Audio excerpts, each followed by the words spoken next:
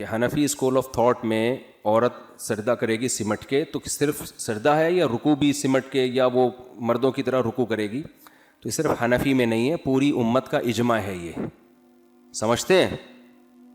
امام ابو حنیفہ، امام مالک، امام شافعی، امام احمد بن حنبل، یہاں تک کہ 150-200 سال پرانے جو اہل حدیث تھے ہندوستان میں، وہ سب کا اجماع اس پر کہ عورت سمٹ کے نماز پڑھے گی، رکوع میں بھی سمٹے گی، سجدے میں بھی سمٹے گی، قیام میں بھی سمٹے گی۔ یہ مسئلہ بعد میں پیدا کیا گیا ہے۔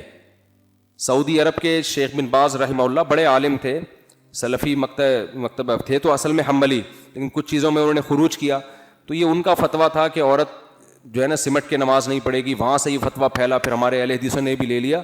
تو یہ پوری امت کا صدیوں سے اجماع چلا آ رہا ہے، اجماع سے بڑھ کر کوئی دلیل نہیں ہوتی۔ تو وہ جو حدیث میں آتا ہے کہ جو ہے سمٹ کے سجدہ نہ کرو، اس سے مراد مردوں کو خطاب ہے، عورت خود بخود پردے کا احکام ہے۔ تو یہ چاروں مکاتب فکر میں ہے کہ عورت سمٹ کے نماز پڑھے گی۔ سمجھتے ہیں کہ نہیں سمجھتے؟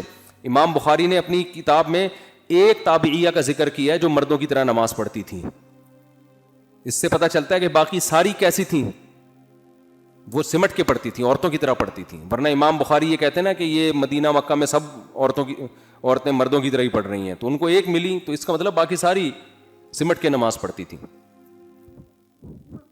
ہاں، رکوع بھی ایسے مردوں کی طرح سیدھا ہو کے نہیں، بس جتنا ہلکا سا رکوع کریں گی، تھوڑا سا جھکیں گی تاکہ جسم سے